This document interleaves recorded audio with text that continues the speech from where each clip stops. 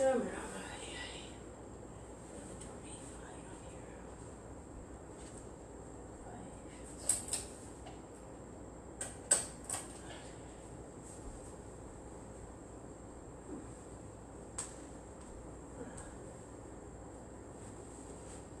Krishna. Krishna, Krishna. It's a little dark.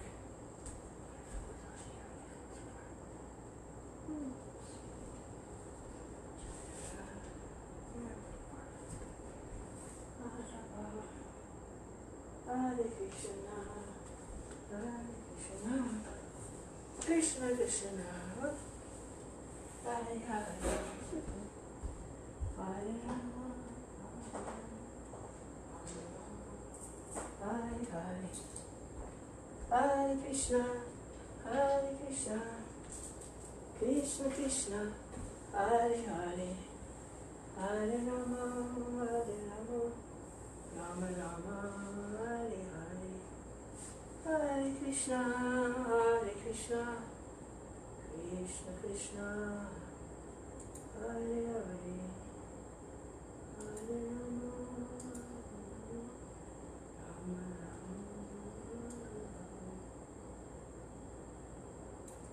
Hare Krishna,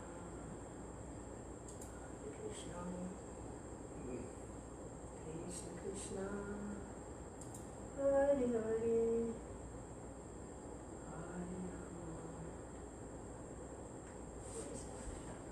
Hare Rama. I'm afraid to push it. Ah, you don't want that. Rama Rama, Hare Hare, Hare Krishna, Krishna Krishna, Hare Hare, Hare Rama, Rama Rama, Hare Krishna, Krishna Krishna, Hare Hare, Hare Rama, Rama Rama, Hare Krishna, Krishna Krishna, Hare Hare, Hare Rama, Rama Rama, Hare Hare.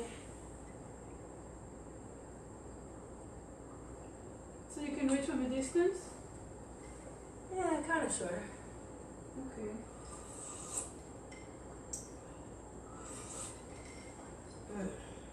Krishna, if you move over a little bit more, then I can move up a little bit more. Where shall I move to? Just Over over there? this way a little bit. And then you can go closer? Yeah, move. Yeah, and then I can see better. I'll tell you if you're going. Yeah, that's good. And then I'll move closer. Okay. Hare Krishna, Hare Krishna. Are you recording it then? Okay. Yeah. Being recorded now. Yeah. We're reading from Uttama Sloka's book. I'll put the link. I'll send you the link. It's called, what is it called? Manifestation. Realization and manifestation of your eternal identity. Of your eternal identity. Yeah. It kind of gives an overview of what's in the Acharya's books. So it's nice to, because there's so much Vaishnava literature, where do you begin? So it kind of gives a little overview of what's in the books. Right. And we're on page 72. It's not a big book, it's little. And, oh, it's not a big book? No, it's not very big. Okay. At the rate we're going, it's big enough. Okay, I understand now. Okay, I for some reason I thought it was A big book? bigger. Yeah. Oh. Well, it depends what you're measuring it to. What's big? Bhagavatam. How many pages is it? 300 pages? What? Yeah, I think so, yeah. So it's a good size book. So almost a third through. Not too bad. Okay. Hare Krishna, Page Hare 77. Krishna, Krishna Krishna, Hare Hare, Hare Rama, Rama What's the Rama. title of the whatever? What's the all the description? Bhakti Rasamrita Sindhu. Yeah. This is the paragraph on page 73. First paragraph on 73. As they say, we probably read this, but it was a couple of weeks ago at least. So. Sure. Yeah. Hare Krishna, Hare Krishna. Maybe we could skip further. Maybe. Do you want to find something that doesn't look familiar and start there? It all looks familiar. Yeah, everything we've read looks it all. familiar. Yeah, we've read this. Let's see.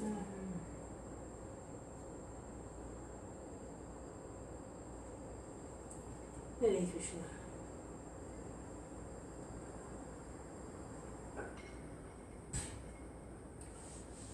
Krishna, Hare Krishna. Well, Let's start where we were.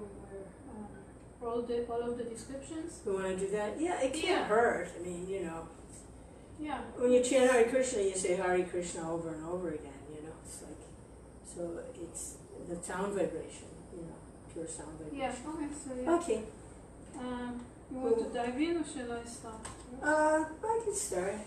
Yeah. You want to start? Okay. Krishna Chaitanya, Prabhu Nityananda, Shri Advaita Gadadhar, Shri Vasudeva Gaur Bhaktivinoda, Shri Krishna Chaitanya, Prabhu Nityananda, Shri Advaita Gadadhar, Shri Vasudeva Gaur Bhaktivinoda, Shri Krishna Chaitanya, Prabhu Nityananda, Shri Advaita Gadadhar, Shri Vasudeva Gaur Bhaktivinoda.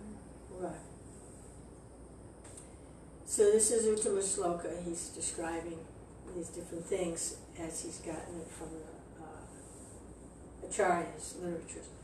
All of the descriptions in Bhakti Rasamrita Sindhu of the four primary Vraj rasas, Dasya, Sakya, Vatsalya, and Madhurya, along with the different types of bhavas, or bhavs, is that how you say it? Bhavs or bhavas? Bhavs? That arise within Vraj Rati and Prema apply exclusively to that which is attained by Raganuga Bhakti, not Vaidhi Bhakti. That's really, really important point, isn't it? If you want to go to Vraj Leela, it's not done with Vaidhi Bhakti. It has to have reached Raganuga Bhakti. It's a really important point.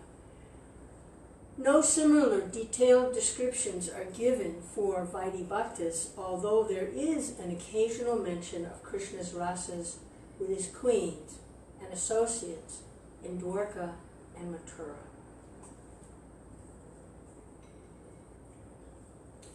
So it's in great detail in Vraj Leela, Dasya, Sakya, Vatsalya, Madhurya. It's in great detail, but there's not much detail given for Vaidhi Bhakti, which gets someone to the Vaikuntha planets, although sometimes there is some descriptions of ras. I think the one with Rukmini is kind of a ras, where she passed out, he was trying to get her angry. Things like that. Another important point is that the commonly held notion that everyone must first engage in Vaidhi Bhakti and then graduate to Raganuga Bhakti is not always true. It's not always true.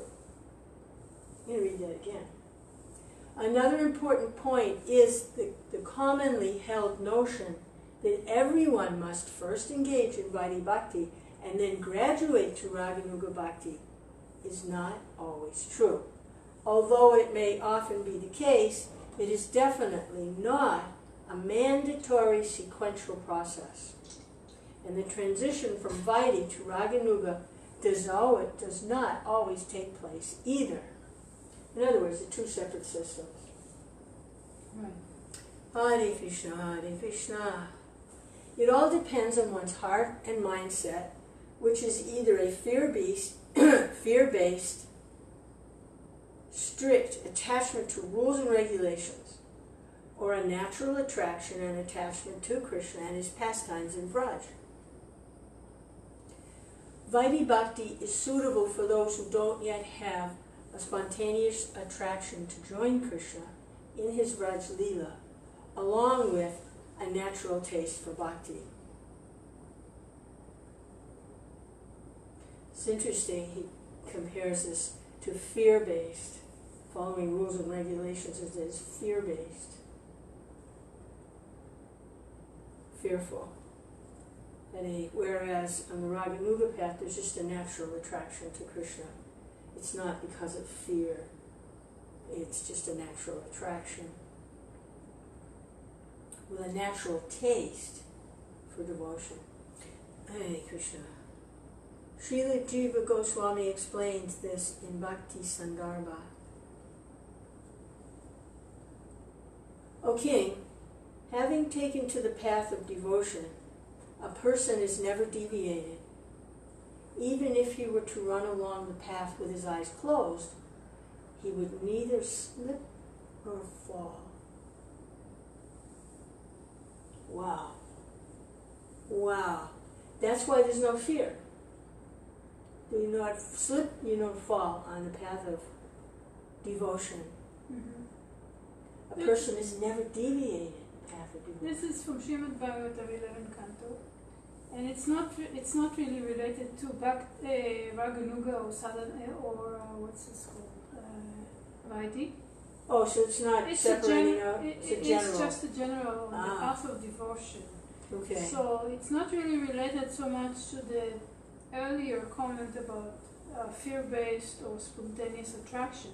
It's a general thing about, treading on the path of devotion. Okay. It goes on here. By this is Jiva Goswami. By this principle, it is understood that the path, consisting of rules and regulations, has been created in order to facilitate proper entry upon the path of perfection by initiating some form of practice, as well as to lead the mind gradually to the point of absorption in devotion. Yeah, someone can be practicing, but not be in devotion yet. Exactly. So, it's almost like he's saying that if somebody is on the Vaidhi platform, whatever you want to call it, he's not necessarily already on the path of devotion. In other words, so he's not like he's not already on the level of never deviating and so forth. So that's why this sentence, even though the Bhagavatam does not bring in any connection to the Vaidhi or the Raganuga, I think what he's saying is this kind of elevated to actually be on the path of devotion. It's almost indicating on a higher level than just the Vaidhi platform. Yeah, just the behavior. Just going through, some mechanical type behavior. But then also, even if he were to run along the path with eyes closed, he would never sleep or fall. So it's kind of like, it's showing the level of faith that the person has. It's already kind of very secure and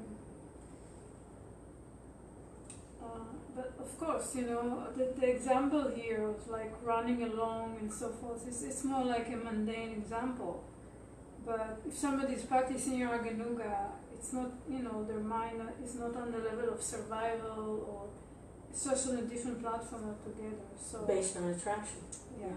So it's not about, closing eyes or opening eyes or, endangering oneself, having absolute faith that even with eyes closed, you'll never sleep or fall. Anyway, it's kind of a mixture of different platforms in one sentence. So, it's not a complete comparison, basically, what I see here. Well, Jiva Goswami, Yeah, he decided to bring this as a relevant something to think about. Yeah. The rules and regulations are not created for one who is naturally drawn to devotion, because by taste alone, such a person will be absorbed in the specific manner of Raganuga devotion which captivates the Lord. Hare Bhakti Sandarbha 3:12. Hare Krishna, Krishna Krishna, Hare Hare, Hare Rama, Rama, Hare Hare. Do you want to take the next little section?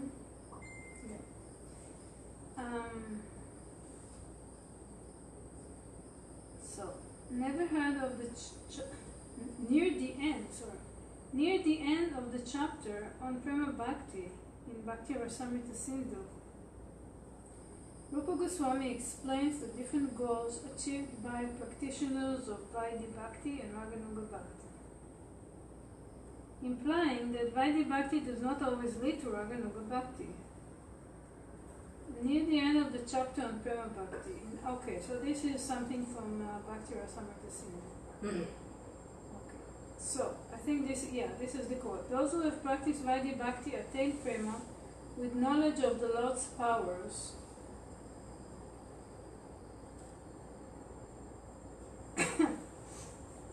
Those who have practiced Raganuga Bhakti usually attain Prema with knowledge of the Lord's sweetness. So this, okay, you understand, right? Yeah, opulence and magnificence. Aishvarya. As opposed to intimacy Madhurya, and playfulness. Jiva Goswami's commentary. Generally, from Raganuga sadhana, one will attain Kevala Prema, Raj Prema.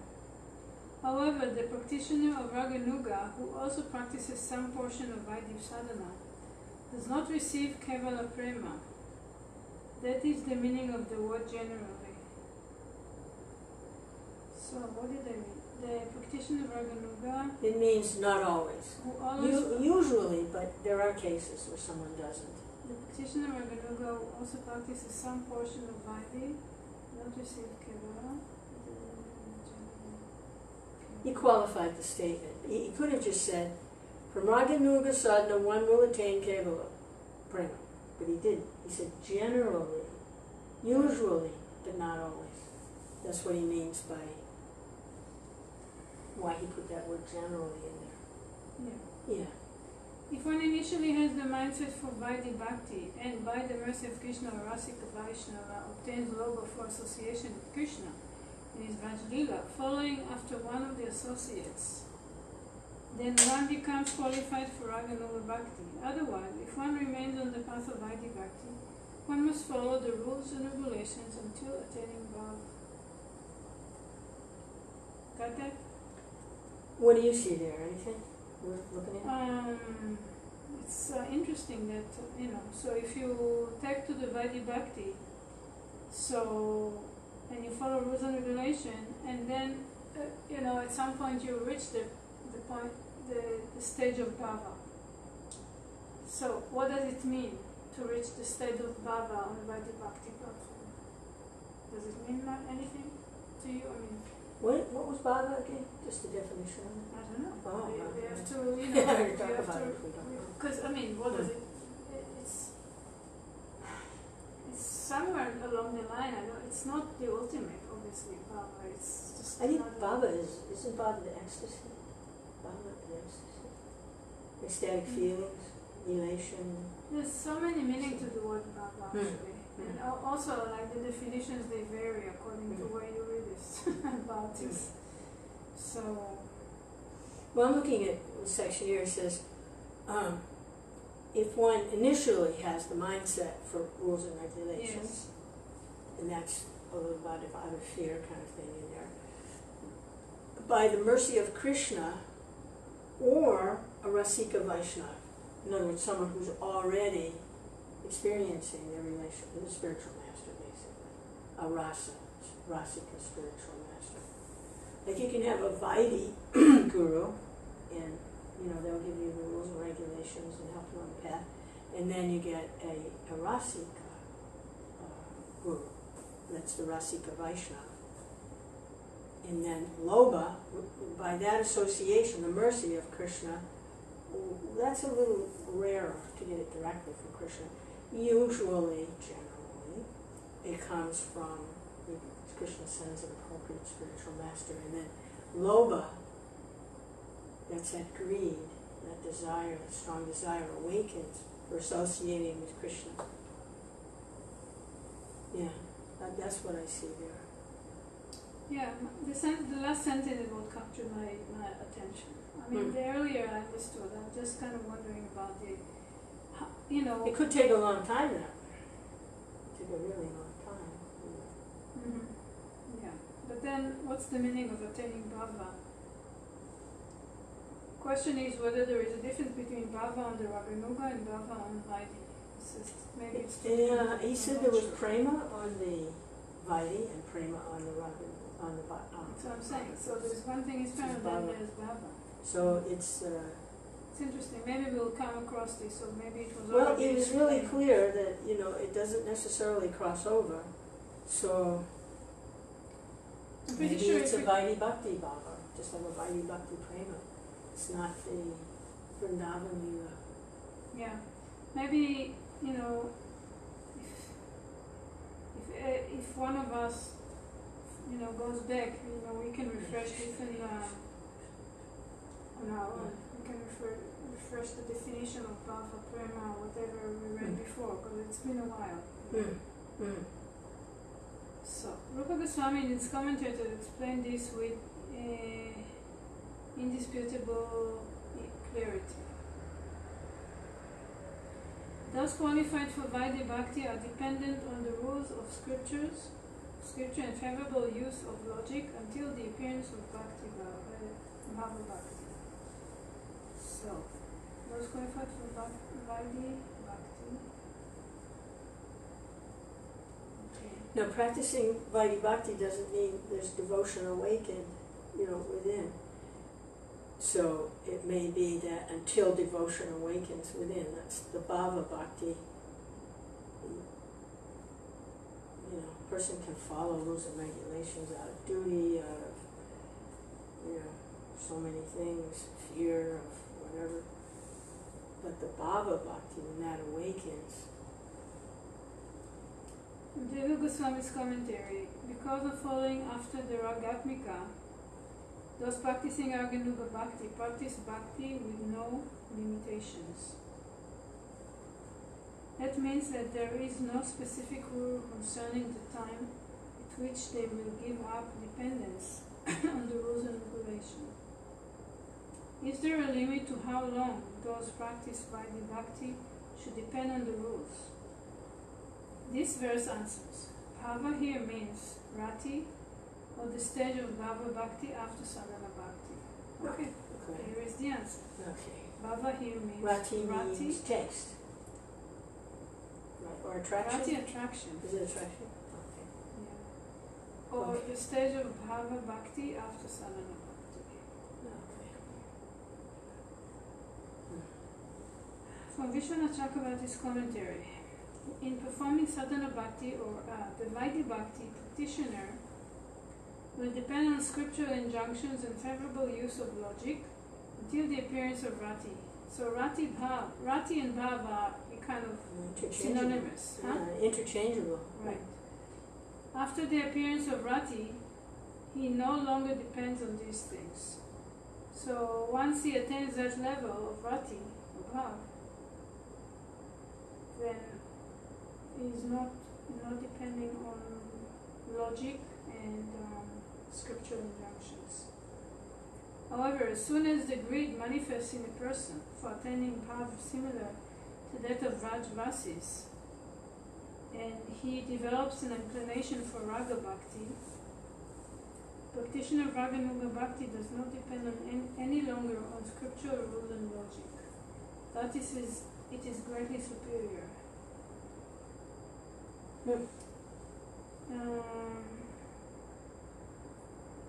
Okay, so from the moment the greed manifests, and the inclination Raga Bhakti.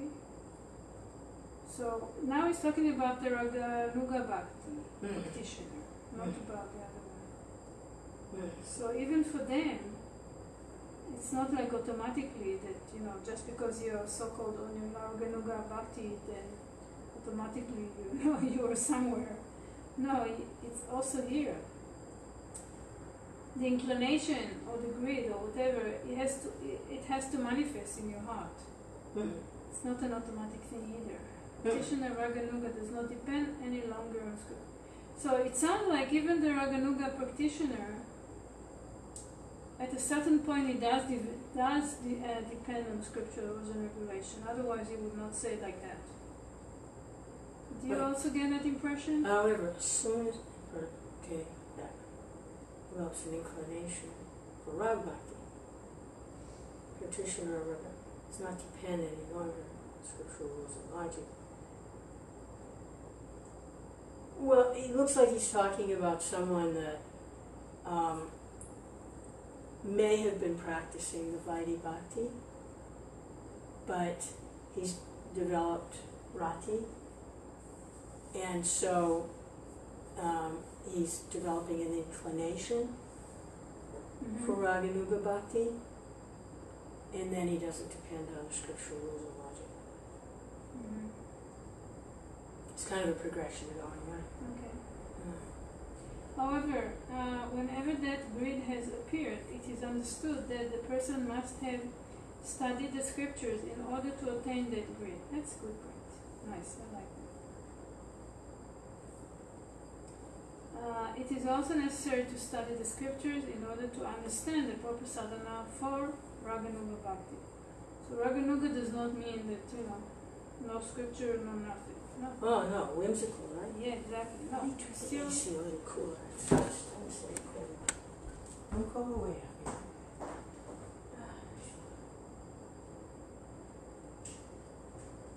Okay, I think you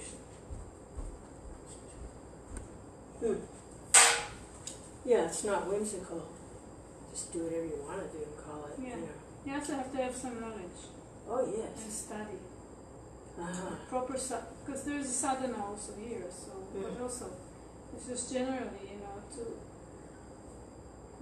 to study the scriptures to. That's Rupa Goswami. Jiva Goswami. So in other words, it sounds like almost like. So it's Vishwanath Chakravarti. Studying the scriptures sounds like a kind of a prerequisite for attaining greed, because it says. It's understood that a person must have studied the scriptures in order to attain that greed. So it's almost like a prerequisite from what I get.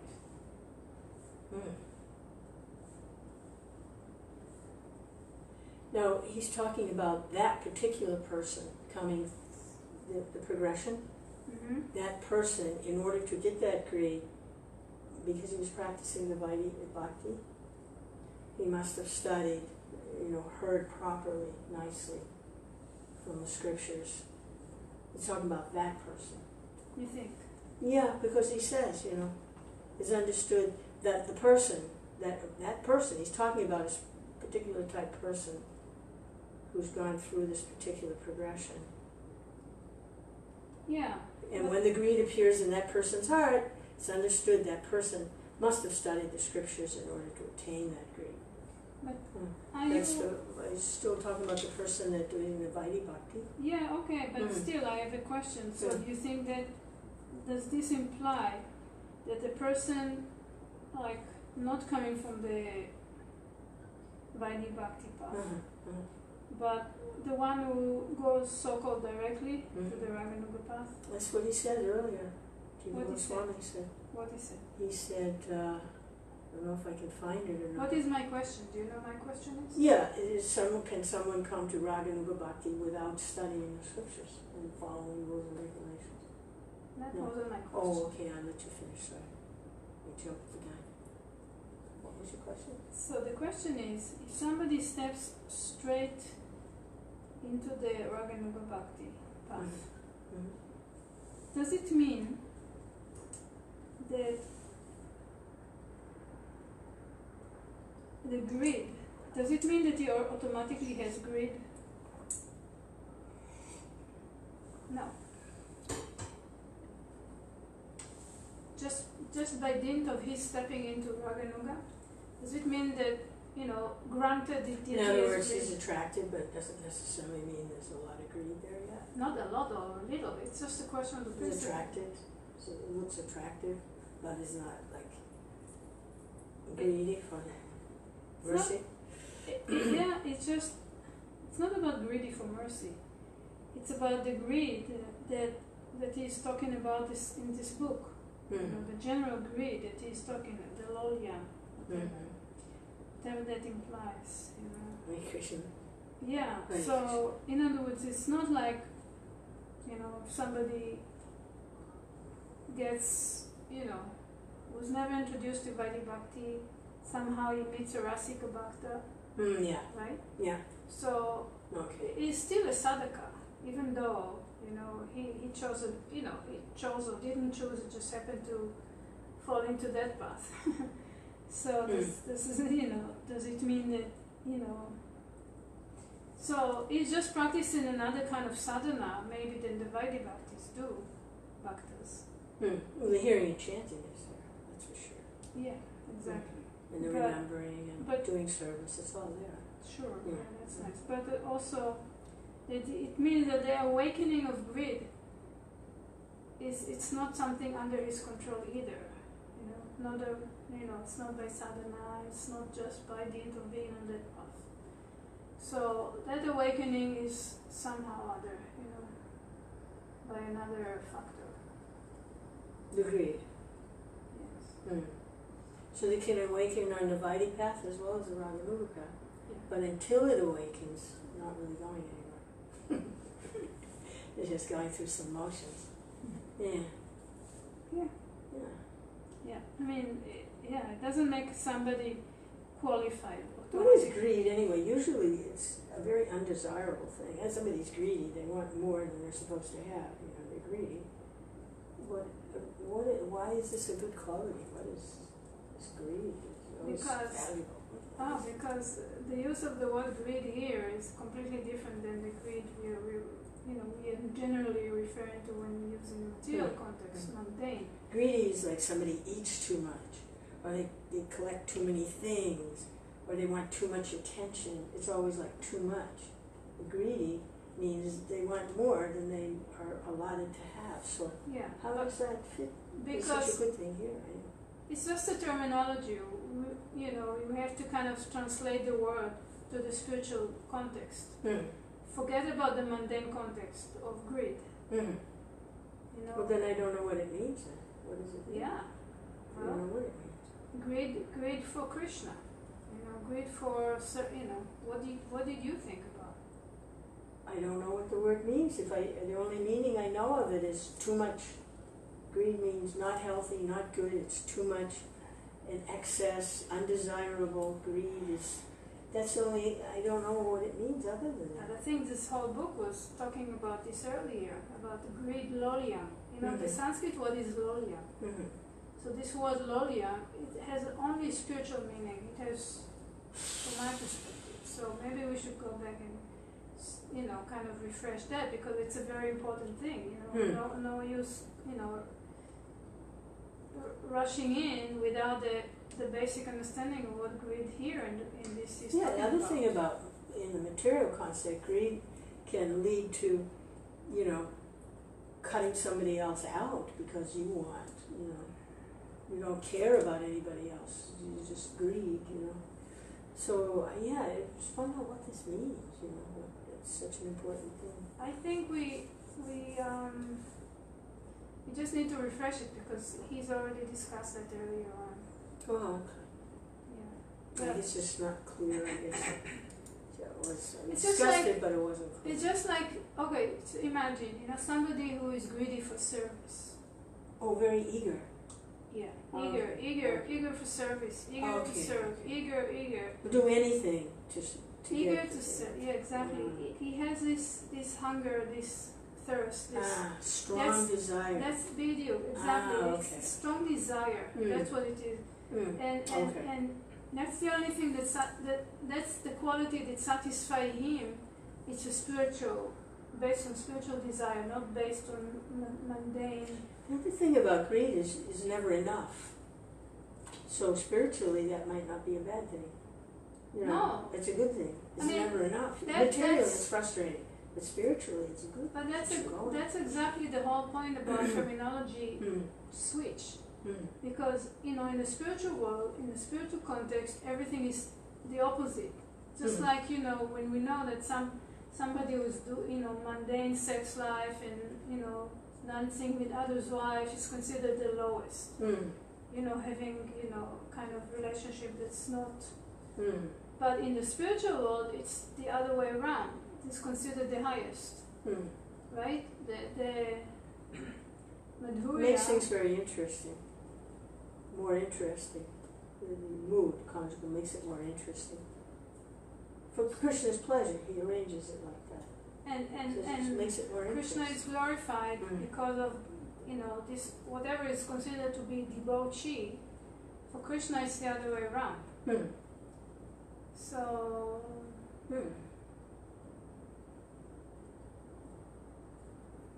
Yeah. He's like that. He's always breaking rules everywhere.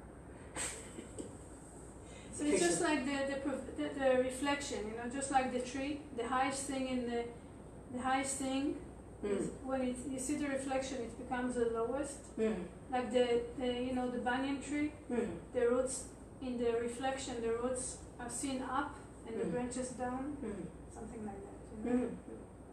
Opposite. So it's the same way. The mundane behavior versus spiritual. You know, when Krishna is dancing with the gopis, they are his spiritual, you know, they are his energy. So it's not like dancing with anybody else's men. I mean, woman. Anybody else's woman. You know, these are all his, you know, his concerts. So, yeah, this has to be understood. Before we even jump any further, I think this is like the ABC of this whole book. It's to understand how these things work. And I think Jiva Goswami was addressing this, you know. Some people, some scholars, or they didn't like that, you know, Krishna is glorified for his Madhurya, for his conjugal pastimes, and they present Krishna in a different way, like they emphasize the other aspects of his, you know, because they think it's something that's not, you know, people will not find the understanding of how God can be like this and still be, you know, absolute. Yeah, they speculate on that. Yeah. They speculate. So anyway. Hare Krishna, Hare Krishna, Krishna Krishna, Hare Hare, Hare Rama, Hare Rama, Rama Hare. Yeah, it's a fascinating subject. It's been discussed forever. Eternal topics. Hare Krishna, Hare Krishna, Krishna Krishna, Hare Hare, Hare Rama, Hare Rama, Rama Rama, Hare Hare. Nice. Thank you. Where are we? So, however, that greed has appeared, it is understood that the person must have studied the scripture in order to attain that greed. It's also necessary to study the scripture in order to understand the proper sadhana. Okay. Although Raganuga sadhaka are externally engaged. Hare Krishna. Hare Krishna. Hare Krishna. Krishna Krishna. Achyuta. Yeah, you have good memory, that's nice. Hare Krishna. Hare Krishna. Activities of sadhana that are similar to Vaidhi sadhakas. Wait, go slower. You're going too fast. Although Raganuga sadhakas. Slower. Although Raganuga sadhakas are externally engaged in activities of sadhana that are similar to Vaidhi sadhakas. They are not thinking or acting the same way internally. Their bhajan is very different.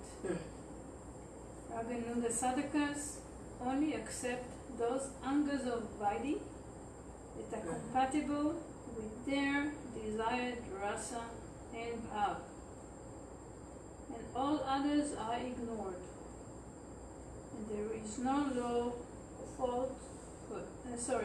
flow or fault for doing so. They are not obligated by any mandate follow every single anga of Vaidhi Bhakti.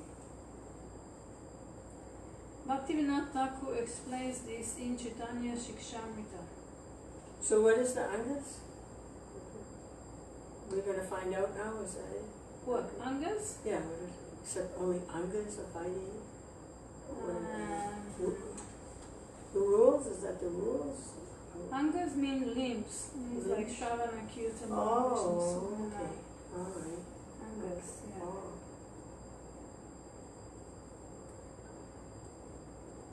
Okay, so only those angas. All others like no. I don't know what. Maybe we'll find out. Yeah, usually it becomes clear.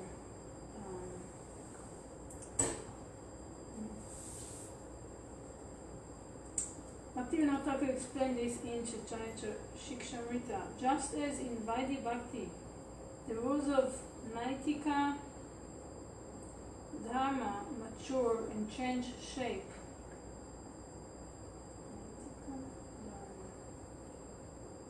So also in Raganuga Bhakti, the rules of Vaidhi Bhakti change slightly in emotional content and display some independent qualities. Rules? What do you mean? What is that? Naitika. What do we say? Could you read that little section again? Yeah. Just as in Vaidhi Bhakti, the rules of, I think it's it didn't write the word, maybe it's Naimitika. No, anyway. Naimitika, I think. Maybe it's a mistake, I'm not sure. Mature and change shape. So also in Raganuga Bhakti, the rules of Vaidhi Bhakti change slightly in emotional content and display some independent qualities. Oh, okay. So someone who's actually engaged in Raganuga Bhakti, they may be following the Vaidhi Bhakti, but it may change just a little bit. It may see some independence there. It's not like someone who's just practicing Vaidhi Bhakti because of their internal condition. So it may actually externally change a little bit too because of their internal, what's going on internally. That's what I get anyway. I don't know. Krishna.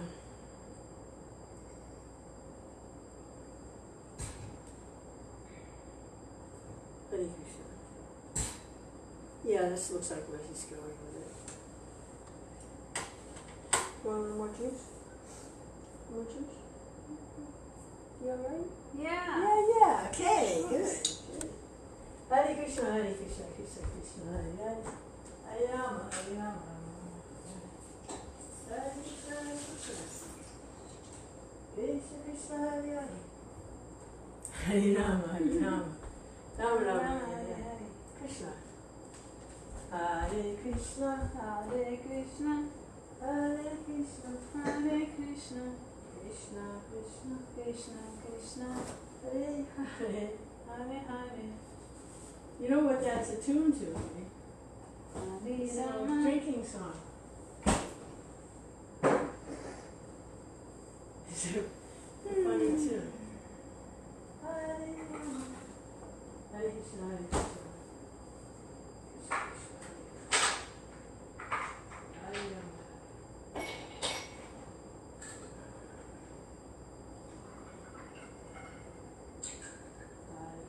Krishna, Hare Krishna, Krishna Krishna, Hare Hare, Hare Rama, Hare Rama, Rama Rama, Hare Hare. Hare Krishna, Krishna Krishna, Hare Krishna, Hare Krishna, Krishna Krishna, Hare Hare, Hare Rama, Rama Rama, Hare Krishna, Hare Krishna, Krishna Krishna, Hare Hare. Wow, thank you.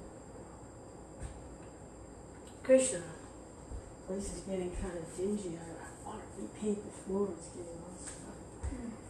Krishna, Hare Krishna, Hare Krishna, Krishna Krishna, Hare Hare, Hare Rama, Hare Rama, Rama Rama Hare Hare. Right. So, Krishna. Krishna Chaitanya. Nice deep discussion here. Every word with fine-tooth comb. Krishna, don't want to miss anything here. Hare Krishna, Krishna Krishna, Hare Hare. Hare Rama, Rama Rama, Hare Hare. Yeah. He's going to talk about that.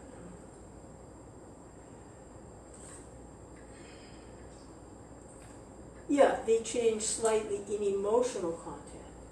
You're following the rules, but the emotional content, and so it'll display a little, some other things will be going on there too. They won't just be doing the service, there'll be some other things going on.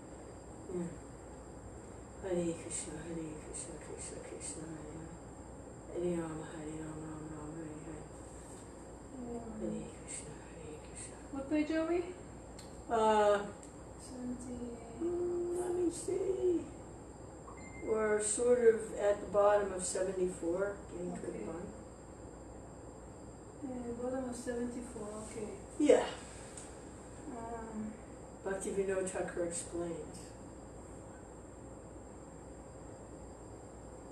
Bhakti Vinod, okay, so 75 on my page, okay. Oh.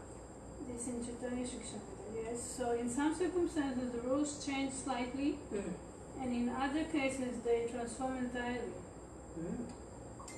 This will be apparent from observing the conduct of the devotee.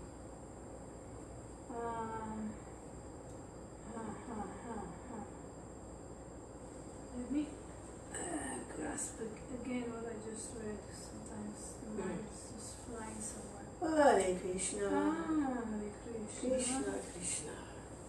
Rules of Vaidhi change slightly. Okay.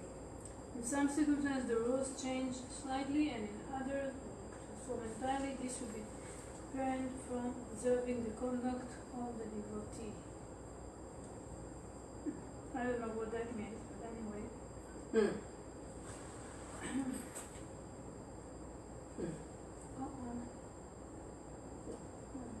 I need to You lost a plug-in? yeah, I need the electrical thing to seem to Electric? Do you have your cord? I think so, yeah. Hare Krishna. Hare Krishna. Krishna. Krishna Hare Hare. Hare Rama. Hare Rama. Rama Rama. Hare Hare. Let me put it in the water first. Hare Krishna. All right, you ready to go? Yes. Okay. Good. Thank you. Yeah, stay connected. Hare Krishna. Hare Krishna, Hare Krishna, Krishna Krishna, Hare Hare.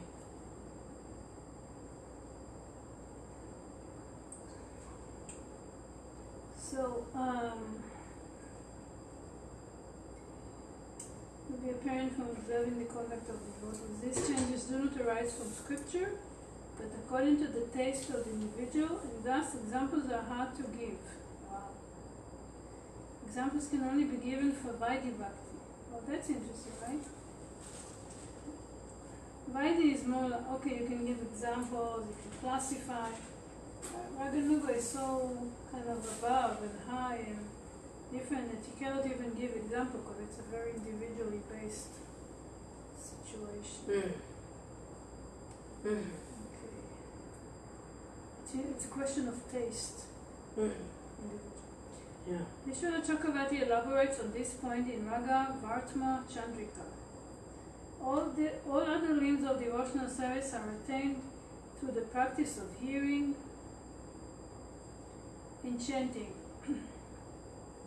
Without hearing and chanting, one's following in the footsteps. So that's good, right? That's really a nice point. So, any other limbs... Oh, everything depends on that. You were talking about the limbs earlier, right? Yeah. So any limbs depend on hearing and chanting, regardless of what. Yeah. So. And if someone doesn't even do any of the other ones, just hearing and chanting is. Pardon? And if someone doesn't even do any of the others, Mhm. just hearing and chanting is sufficient. Yeah. You know, if it's, So without hearing chanting, one's following footsteps of the people of Raj will remain fruitless. This was said by the learned sages after elaborate consideration. One should only practice those whims that are favorable to one's own devotional mood and not those that are opposed to it. Excuse me. So this is from Raga Varatma Chandrika, RVC. There are also specific internal processes, bhajan. So bhajan is internal process, okay, that the Raganuga sadhaka engage in, and those will be discussed in detail in chapter 5. Rupa Goswami mentions no similar or alternative internal processes for Vaidhi sadhana. Alternative internal processes for Vaidhi sadhana. And neither do the other acharyas. So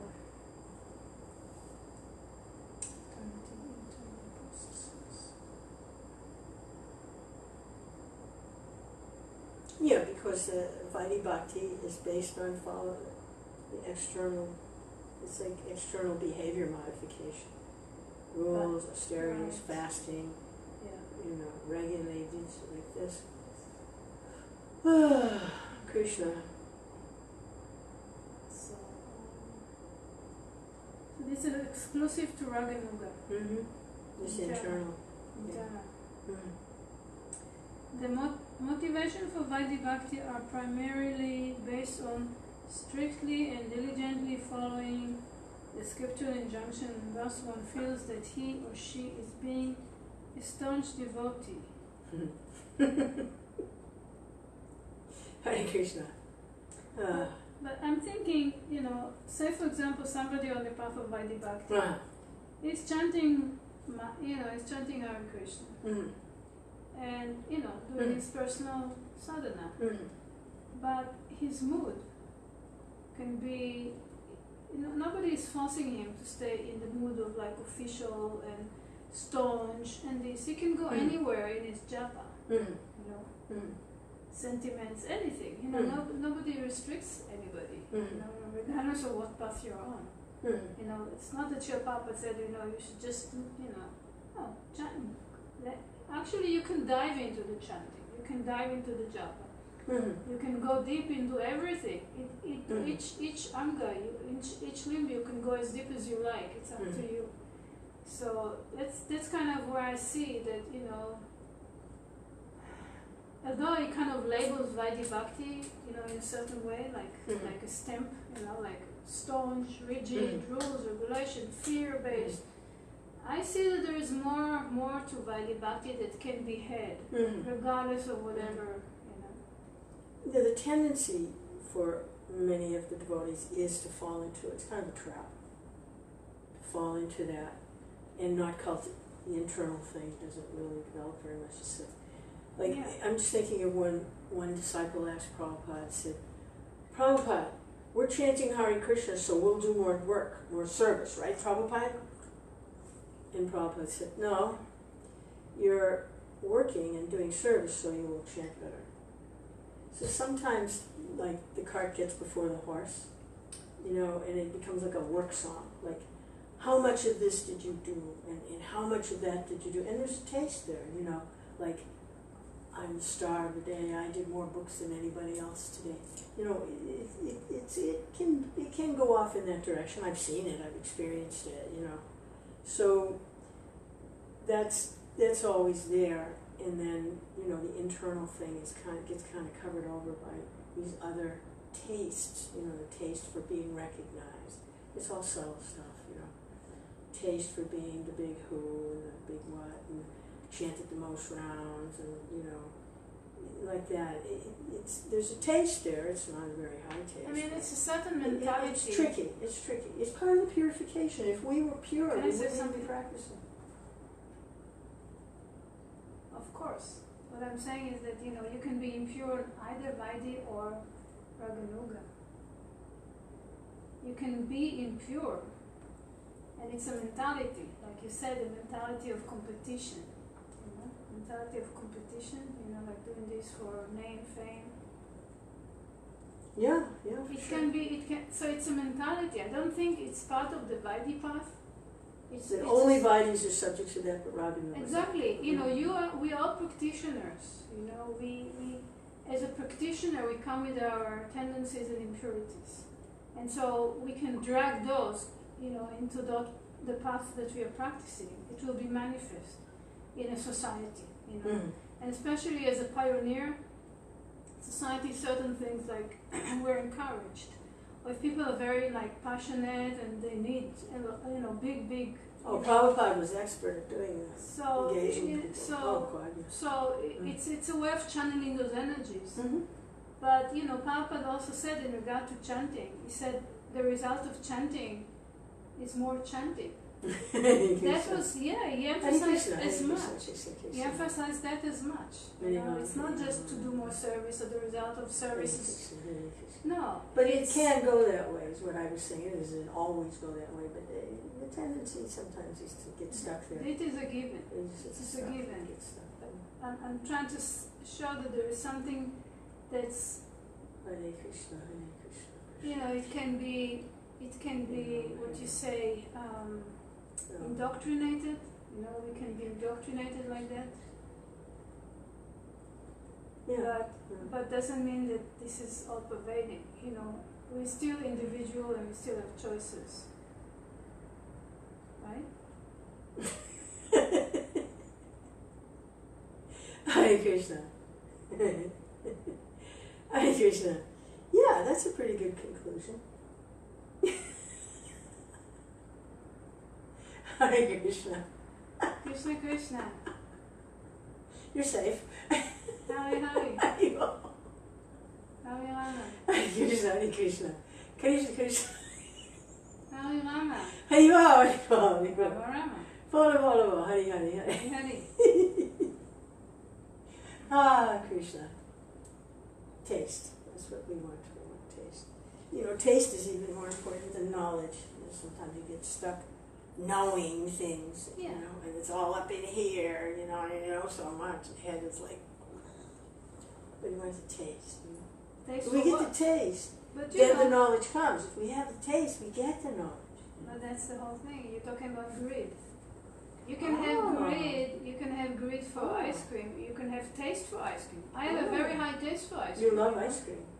You have That's a high. nice. You know. Any You have, particular flavor? you have the taste. You can have taste for material and mundane things. So the Right. word taste and the word greed, you know, is on both sides. So it can. It's, you know, it can. It depends which side you're facing. Okay.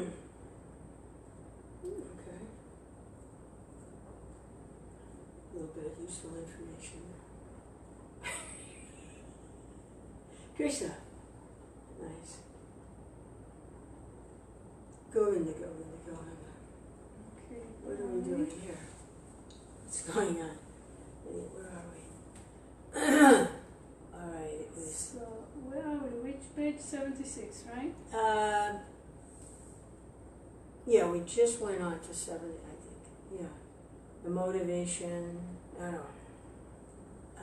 for Vaidhi, but based on diligently following the rules. He feels he's a staunch devotee.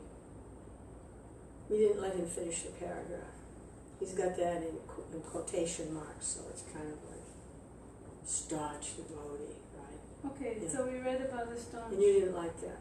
Huh? You didn't like that he kind of pointed that out.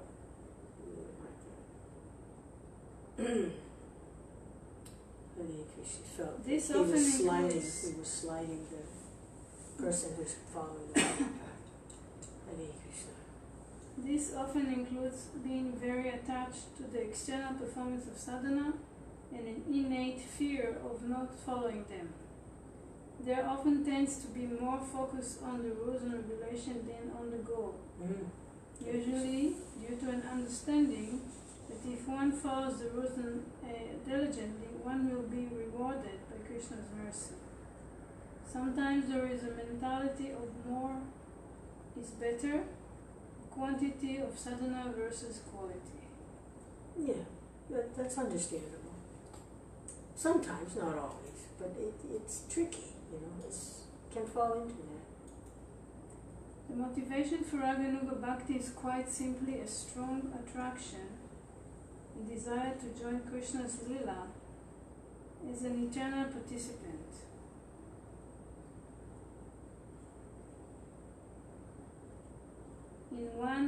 An eternal participant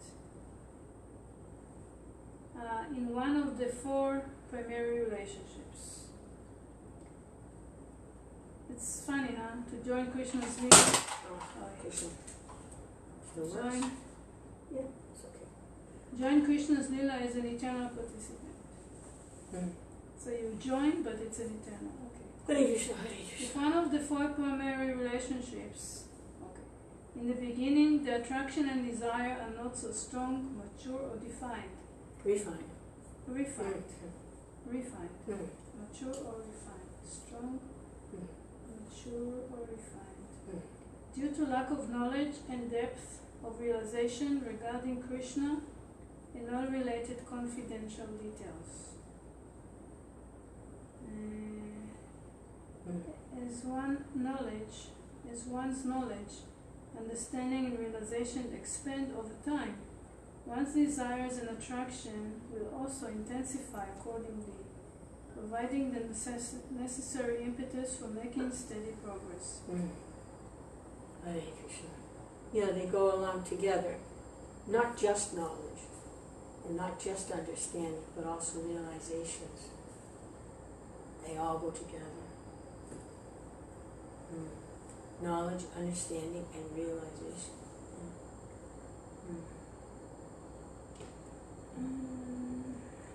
Hare Krishna, Hare Krishna, Krishna Krishna, Hare Hare. That's why it's really good to share realizations with each other also. Why? That's why. Because? It helps to expand and intensify the desire and attraction, sharing realizations. Don't you think so? You like to share realizations? Because it expands and intensifies. Enlightens each other. Yeah, of course. Yeah, that's a very good. Yeah. Tushanti charanati. Yeah. And it's rare, to find that you can do that. So we value it. Hare Krishna, Hare Krishna, Krishna Krishna, Hare Hare Ram, Hare Ram, Ram Ram. When one is blessed with spiritual breed, Loba, by Krishna or an advanced Rasika Vaishnava, one's progress will accelerate exponentially, as this intense desire for longing is the primary propelling force. It immerses one deeper into hearing, chanting, and especially remembering. See anything there?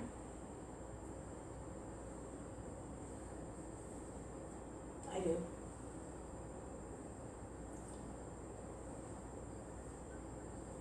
What do you have? Well, he mentioned like this earlier, but now he's repeating it. It's really important.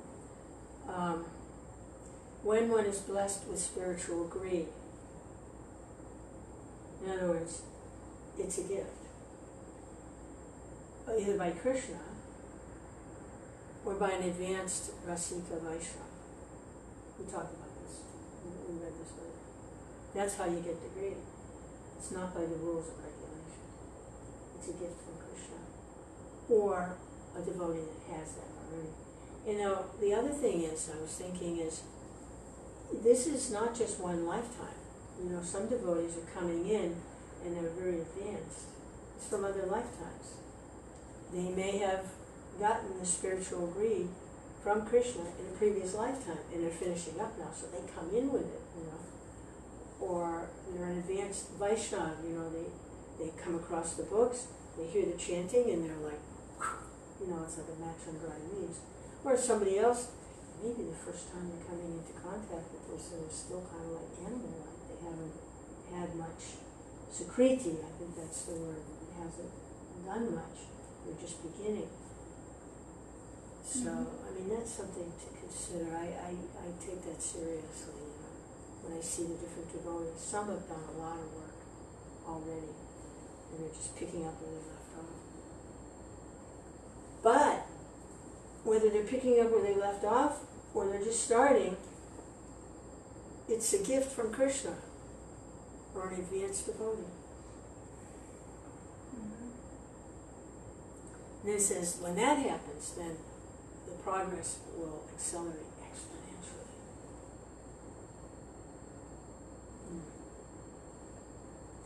Myself personally, I know whenever the different times that I felt like I made like a lot of advancement right away was from association with a particular person. Krishna works through them, you know. You experience that too, maybe? Yeah, I mean, it's not like one particular person. Krishna works through different. Yeah, it's just, it's not like personality-based thing, you know, it's more like, can be just unexpected, can be, you know, Surprise. through, you know, through something in somebody's, you know, I mean, in different ways. I'm thinking of the example of Bilvamakal Thakur. When he, in the previous life, he made some advancement, and as promised in the scriptures, the Gita, he took birth in a wealthy family, so he didn't have to struggle for existence. It was a gift so that he could, but he didn't use it that way. He became degraded. And he was indulging in sense gratification, and he had this relationship with a prostitute, Chintamani. And then, you know the story, right? In relationship to what are you telling us? Where it's going. But when his father passed away, he didn't see to the duties and stuff because he wanted to go see her. It's all he could think about was the prostitute. It's coming. And what triggered you? He's coming. We're getting there. Because you jumped into my sentence and it's like a completely different direction. That's why I'm. No, it's same direction. Because I was sharing something and you didn't let me finish it. But Oh, it's I'm okay. sorry. Yeah. And it seems like it's in a different direction, but I'll let you finish it just to see Oh, where okay. you're going. All right. Okay. So when he got there, we were talking about how Krishna works with people. Then she spoke to him. He's Krishna, the Guru, spoke through. He said, if you had this much love for Krishna, you'd be a pure devotee by now.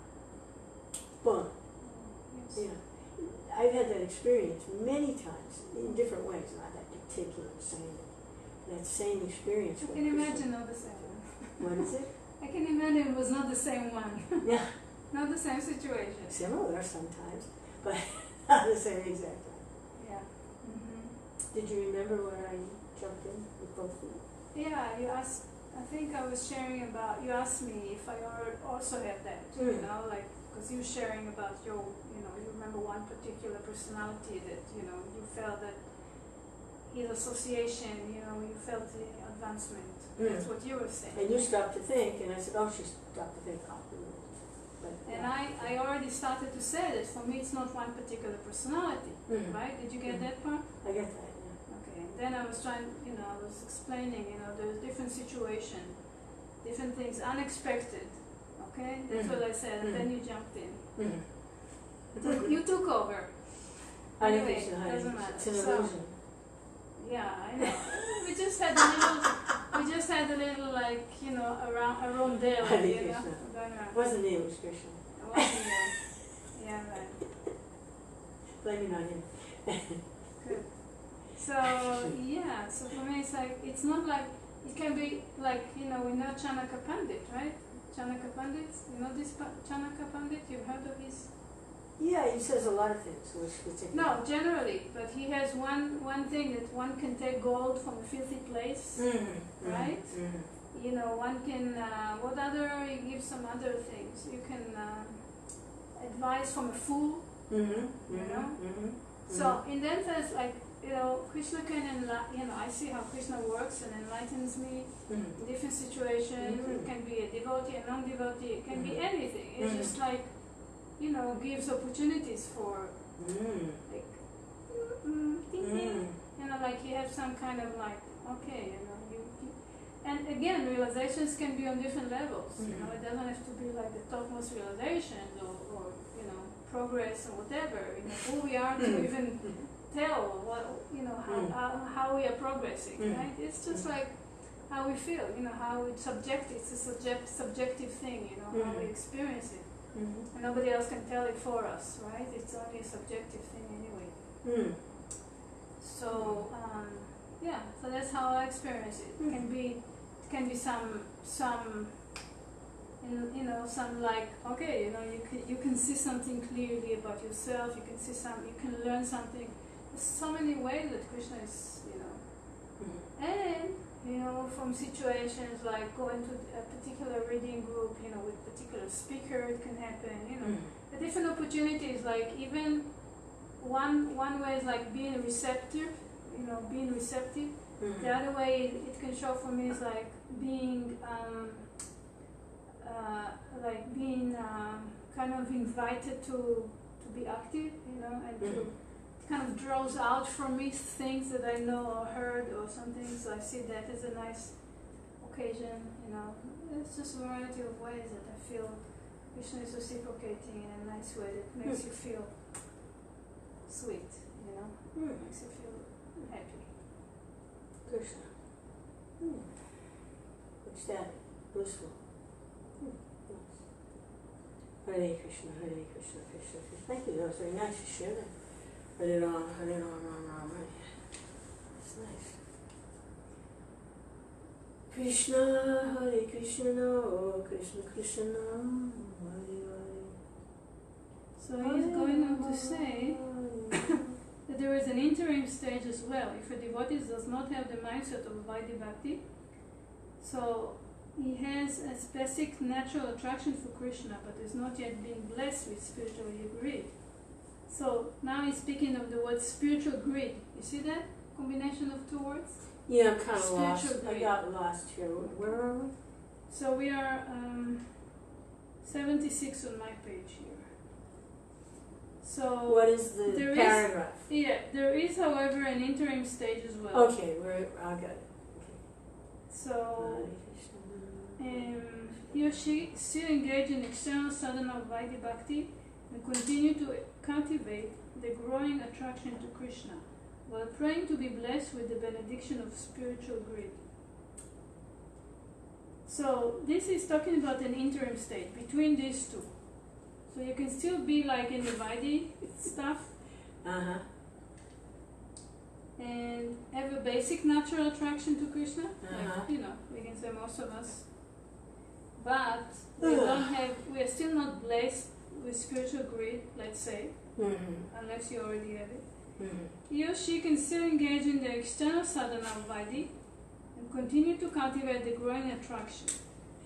Okay. And you utilize their anger of prayer in order to be blessed with the benediction of spiritual greed. So basically, you keep that desire and pray the muscle of desire to have the benediction of spiritual greed. Praying to be blessed with. Exactly. Right. So you activate that prayer. Then you know what that does? What do you mean by if I know what that is? Well, by praying to be blessed with the spiritual greed, that means Krishna is going to bring someone to give you the blessing. You're going to get the blessing. You can choose to do whatever you like. However you would like to reciprocate. Nobody dictates. Praying to be Krishna. blessed. Yeah, to Praying be to blessed. be blessed. Yeah. So the way to get the blessing comes is Krishna sends someone to help. This is one way. What's another way? He's in the heart. That's the other way. Yeah, within the heart. Krishna. Right. He's in the heart. Yeah. He's still there. Mm-hmm. Yeah. So Hare Krishna, Hare Krishna, Krishna Krishna, Hare Hare, Hare Rama, Rama Rama, Hare Hare, Hare Krishna, Krishna Krishna, Krishna, where are you? Jiva Goswami explains this. Okay. So Jiva Goswami explained this in Bhakti Sandarbha. The The path of Raganuga Bhakti is honored simply by feeling special regard for the Ragatmika associate of Lord Krishna.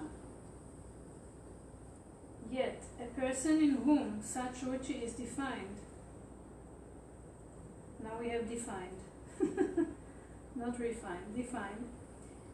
Yet a person in whom such ruchi is defined above has not yet sprouted, Advaita ruchi, should still execute Raganuga Bhakti combined with the practices of Vaidhi Bhakti. Shall I repeat this? Sure, why not?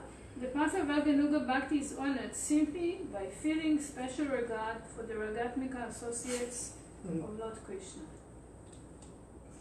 Yet, a person in whom such ruchi, as defined above, has not yet sprouted, should still execute Raganuga Bhakti combined with the practices of Vaidhi Bhakti. So here he's talking about a combination of both two sadhanas, Vaidhi and Raganuga, simultaneously. Those who have acquired this ruchi, jata ruchi, and are respected within a large social framework, should also execute Raganuga mixed with Vaidhi in order to set an ideal for others. Vaidhi, in this mixture, Vaidhi should be performed as far as possible so that it becomes one in nature with Raganuga.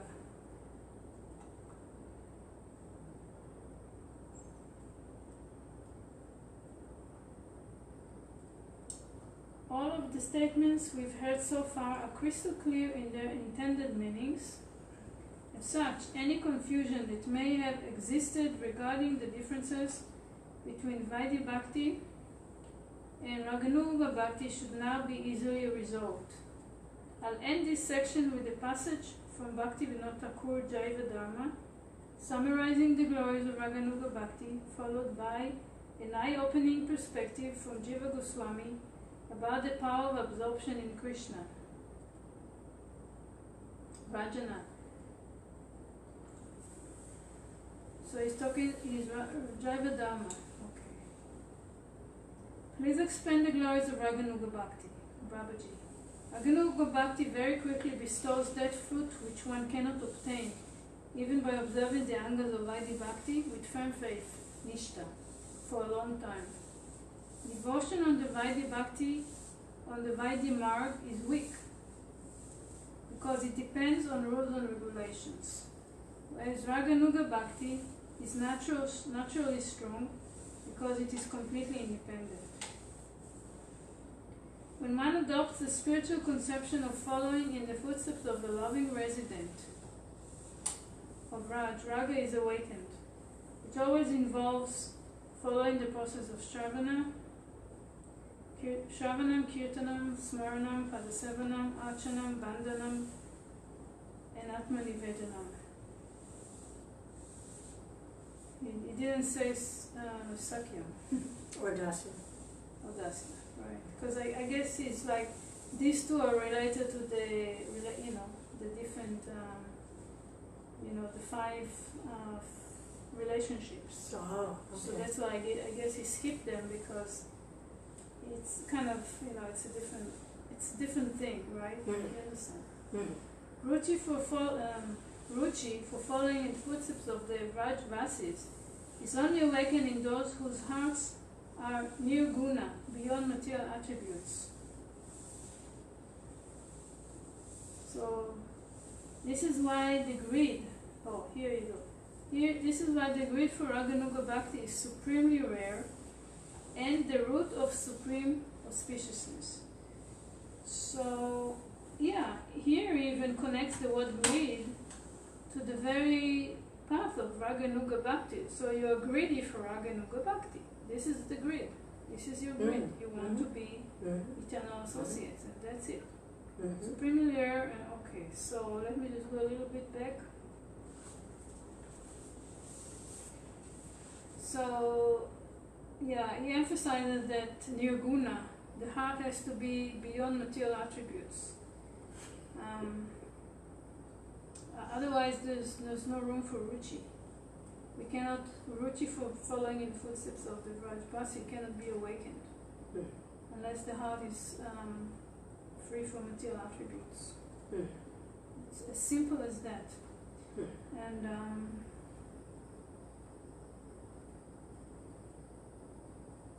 yeah, so it means that a person, there's a process of purification. How does purification?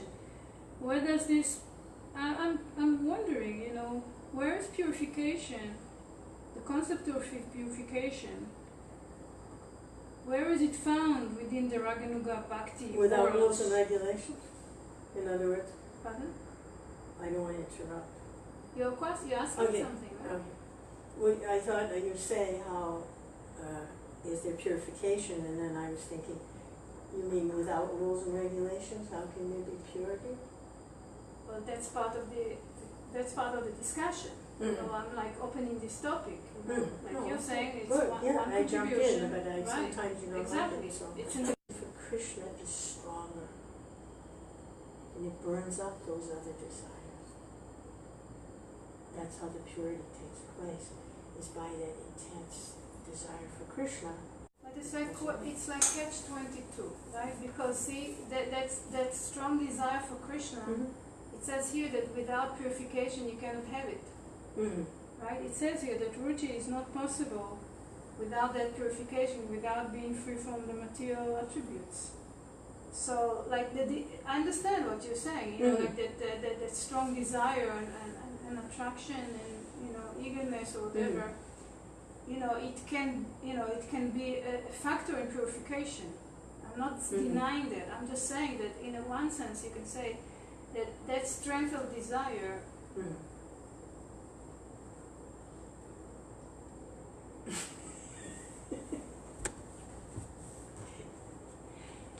That's where the spiritual master comes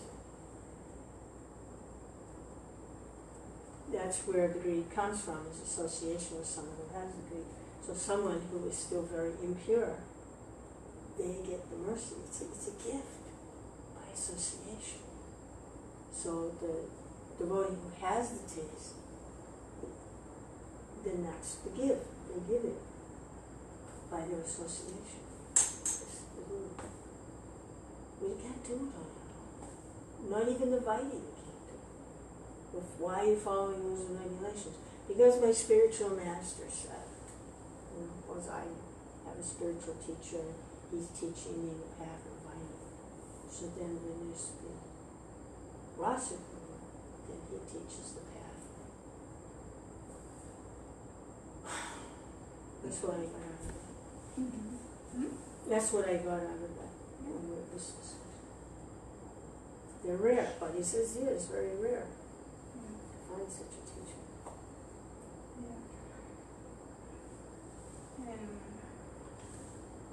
Does that help with the catch-22?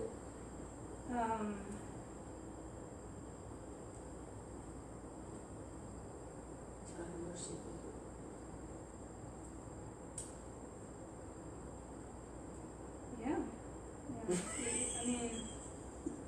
Yeah. It's not. It's not. Do you think it's automatic though? Like just because you have that, so it can be a cheap thing too, right? Not if you have an actual guru as such. Yeah, but that's example. It's even rare to find a Vaidhi guru. Yeah. What to speak of? Yeah, it's rare. They went back to the turtle in the ocean, putting the head up to the log. Yeah, so some of us, may not have that, what adhikar mean? Adhikar qualification, like we don't have the. Yeah, it can be causeless. It can be by qualification. There's so many different options, right? In that realm. Nobody can tell. You can causeless mercy. Causeless, it's got to be causeless. Yeah, it's causeless mercy. Even to get the Vaidhi Bhakti Guru is a causeless mercy too. Not to belittle it either. And causeless. You were going to say something? That's fine. We had some discussion with some friends about causeless, what causeless means. Mm-hmm. I just, what is that? Everything, and Krishna's the cause of all causes. Nothing can be causeless. What I came up with after I thought about it all night was that causeless means it's not something that I'm doing. Because I did this, then I get that. The cause of getting this was because I did austerities, because I did 3 million rounds, because I gave a lot of money in charity, because I studied and studied and studied. That's not the cause. I mean, those things, if they're performed devotionally, then they can be accepted as devotional service. But that's not what's causing the mercy. The mercy is causeless. I can't do things. In other words, I can't purchase Krishna like that. It's not like that. It's not by my power of anything that I'm doing. It's Krishna's causeless mercy. Does that make any sense? Of course, I mean, And sometimes a person has to get really frustrated. You know, if they're giving it their all, they're chanting regularly for like 50 years and they follow all of the rules as best they can, and they're doing something and it's still not happening. It's just, there's got to be more than this. It's not happening inside, you know, because it's not just the external stuff. You know, what's he saying here? Krishna, looking for help here. Hare Krishna, come on. Well, Krishna sends help. Like we were just talking about that. You know, when there's a desire, Krishna's fulfilling all. He sends help. He sends association, he sends a spiritual master, he sends whatever. It comes into our field. And then we get a little spark. We get. yeah, actually Bhakti, the realm of Bhakti is causeless. Bhakti is causeless. Otherwise it would not be something different than this world. Because it's different from this world, from this realm, it has to be causeless. Bhakti itself. Hare Krishna, Hare Krishna. Krishna. Yeah.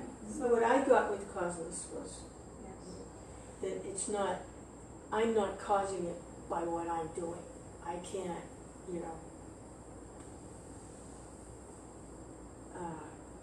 make it happen. I can't do that. I can desire, and then the causeless mercy, I can recognize it.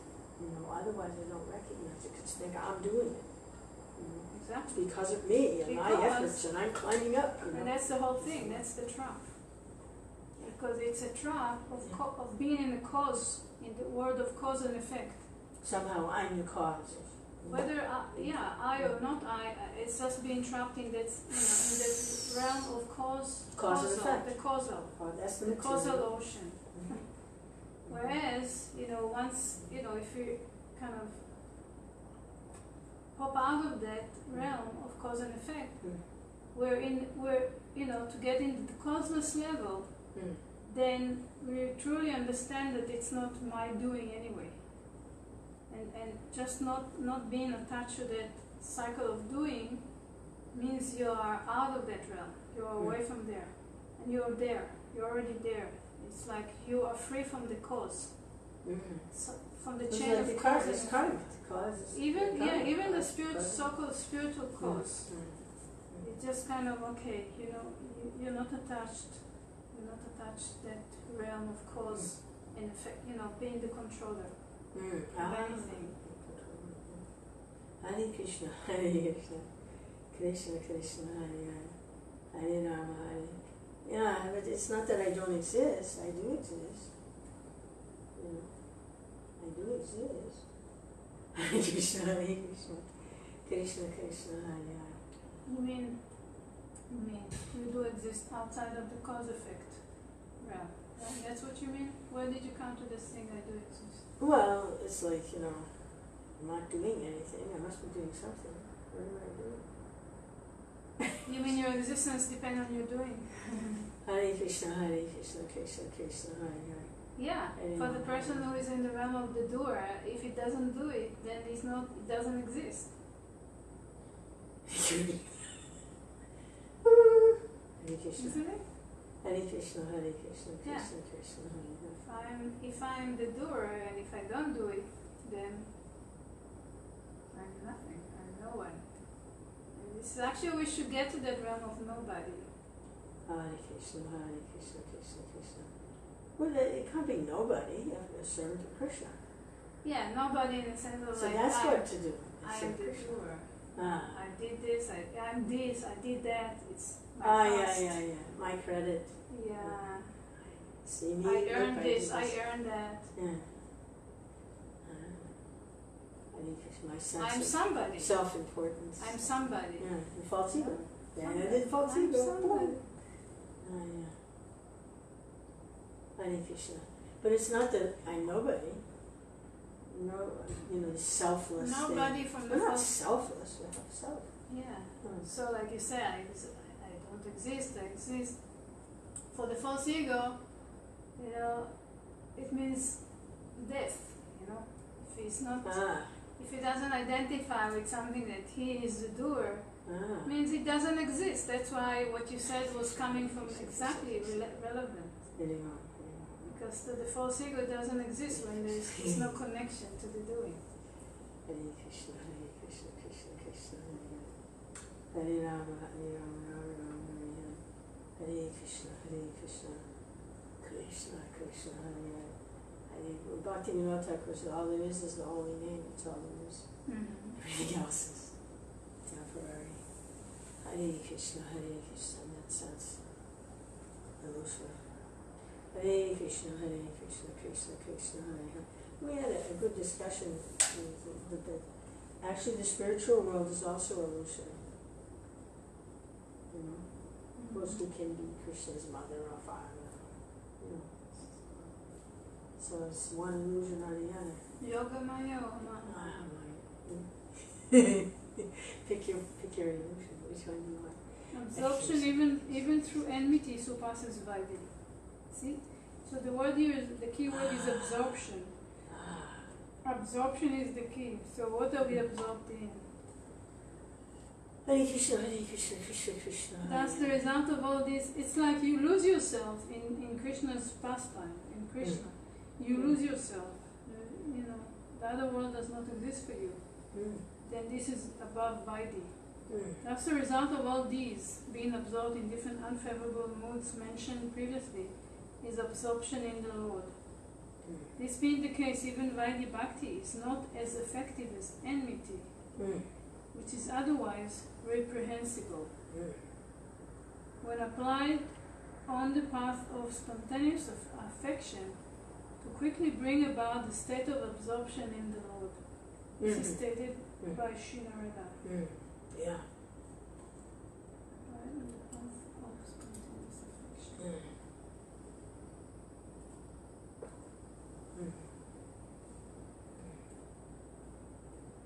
Hare Krishna, Krishna Krishna. Hare Ram, Hare Ram. The absorption in the Lord that a mortal being can reach through unobstructed enmity cannot be attained by Bhakti Yoga. Cannot be attained. This is my definite opinion. Srimad Bhagavatam 7.1.26. The absorption in the Lord that a mortal being can reach through unobstructed enmity cannot be attained by Bhakti Yoga. Pure enmity, totally absorbed. Yeah, he talks about 7.1.26. talks about Kamsa and how Narada mentions that he wishes he had that intensity of focus that Kamsa has in enmity and hate and fear. Of course, he wishes he had it in devotion. Of course. Intensity of it. Srimad Bhagavatam, Canto 7. Do you know what is about? What is that? I can get it. It's right there. 7.1. That's Prahlad. Okay. Also, it's part of the teaching, probably. Yeah. Shingadev. Should I get it? Yeah. Hare Krishna, Hare Krishna, Krishna Krishna, Hare Hare. There's another one with intense enmity. What is it, 26? Pardon me? 7, 1, 26. Yes. All right.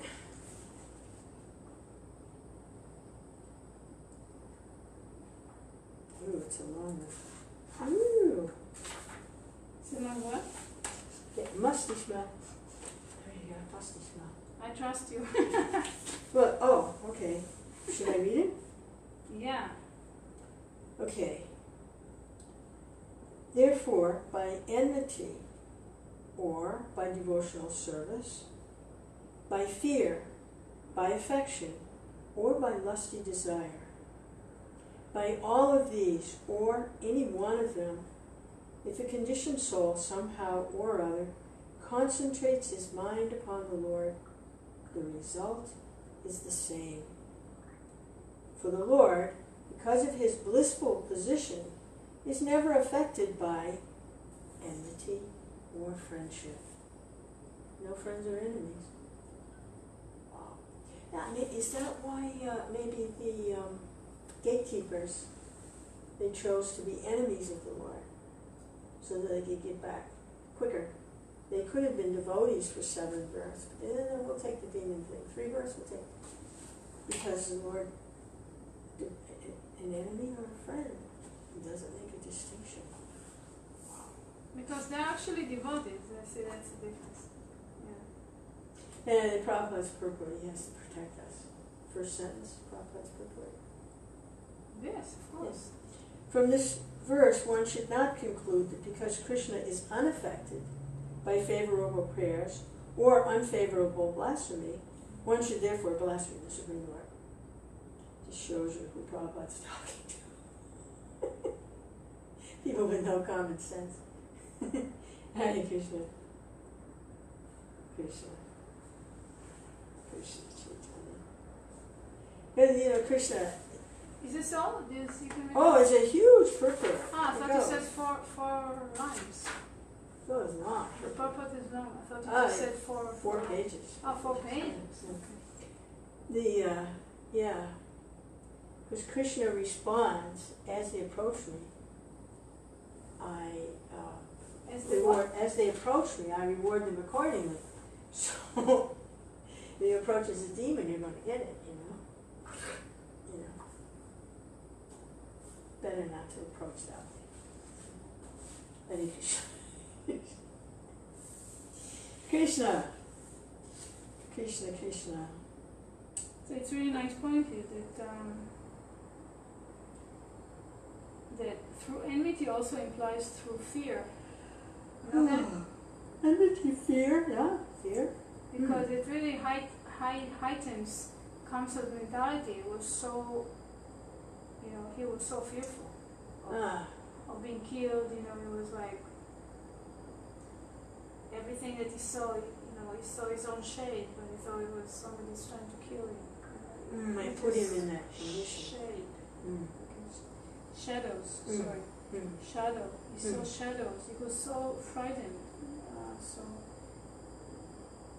So it's like synonymous. When you're an enemy, when you're in the enemy mentality, you are fearful automatically. Other things pop up. Yeah, they come up. They accompany other qualities. Accompany fear, anger, hatred. They all they're companions. They all kind of clump together. Yeah.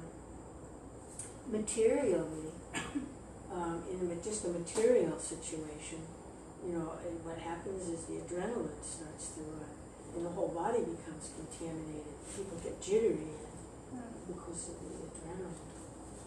Yeah. Fearful. Yeah, it's one system of the body versus another system. It's a sympathetic versus parasympathetic. There's one system is the relaxation mode, and the other one is the survival, mode. Survival, yeah. So one is like different hormones. Like it's a released in the body, Mhm. you know, under which depends on which system Mm. we operate in. Hare Krishna, Hare Krishna, Krishna Krishna, Hare. So the absorption in the law that one can achieve through feelings such as enmity and fear cannot be attained as quickly, merely by carrying out the injunction of devotion out of a sense of duty. Right. So, in other words, when you're doing things in a lukewarm kind of style, lukewarm, okay, you know, I'm just doing it out of duty, so it's Oh, yeah. it's more removed, it's more remote. Flip-flopping along, yeah. But when you really absorb, when you really get into it, it doesn't matter whether you know you're in this kind of fear, enmity mode or the other, but you're really there emotionally. You're completely, involved. And, Yeah. so. Hare Krishna, Hare Krishna, Krishna You Krishna. can't imagine being an enemy of Krishna out of duty. It's a joke. Hare Krishna, Hare Krishna, Krishna Krishna. I'm trying to think of an example of someone that was an enemy of Krishna. I can't find one. But if those Jai and Vijay, well. when they took those births, Mm. right? Which birth they took as demons? Which 3 births? How did they show? There are a couple of them that are not too familiar. One of them was, I can't remember the specific demons. Was one, they took 4 births actually. Okay. They Can you came tell back. me? Yeah, they finished their 3, but then they wanted to be part of Chaitanya Leela, so they came as Jagannatha. So the 3 first 3. I think one of them was Kamsa. Was that? And do you know them? If you know them, tell me, because I don't know. So I'm sure you know them. What about Hiranyakashipu? Does you know I one of them? think so, yeah. Hiranyaksha? Hiranyakashipu? But there's Hiranyaksha 6 was, because yeah, there's 2. both. It's 2 brothers, right? What about, what's his name? Kalaneni, is that one? I'm not sure. What's his name that was killed by Krishna in the that sacrifice? He merged into his body, I guess. I don't know. Sishupa? Shishupa? I Is don't that know. one of them? I don't know. And you know what? I've heard so few, more than a few times who The they 6? are. Yeah. And, it kind of always kind of turns into a mystery. I cannot really They kind of float around out there. and nail it find back, like, okay, with confidence, say, All right, this, homework. this. Homework. Homework. Okay, let's finish this one, and we will call it a day or a night. Okay, so where are we? Oh, it's finished. Exactly. So the absorption in the law. Okay, we did. It's finished. Next is another section. Yeah. So that's it. So next time we are page 77. Okay. Raganuga Bhakti, one size does not fit all. Okay. Kit. Very good. Hare Krishna. Cool. Wow, it was a nice session. Yeah, we really went for it. Hare Krishna. Hari Hari. All right. And it's all captured for posterity.